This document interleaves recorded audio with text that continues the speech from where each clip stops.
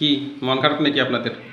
মনে হচ্ছে যতই আল্লাহকে ডাকছেন আল্লাহ যেন আপনার কোনো কোনো কিছুই শুনছে না, আপনার কোনো দোয়াই কবুল করছে না। আরে ভাই, আল্লাহ তালাকে যে যত বেশি ডাকে মনে রাখবেন তাদেরকে আল্লাহ তালা বিভিন্ন রকম আপদ বিপদ দিয়ে ধৈর্যের পরীক্ষা নেয়। আল্লাহ তালা নিজেই কথা কোরআনে বলেছেন, আরও বলেছেন সফল কাম তো তারাই যারা ধৈর্য ধারণ করেছে।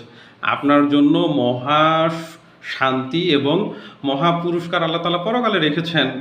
আর হ্যাঁ, যদি দুনিয়াতে আপনাকে সুখ স্বাচ্ছন্দ্য দিয়েও থাকেন সেটা আপনি এক্সট্রা হিসাবে পাচ্ছেন, আর পরকাল তো আছেই।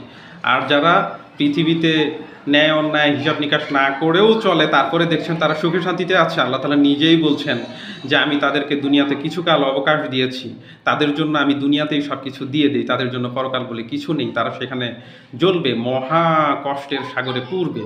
তাই সাময়িক এই কষ্টকে কষ্ট নয়, রহমতের চোখে দেখুন।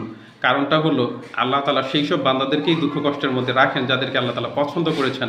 পরকালে রয়েছে তাদের জন্য সুখের এক মহা স্থান, যেটাকে আল্লাহ তালা জান্নাত বলছেন।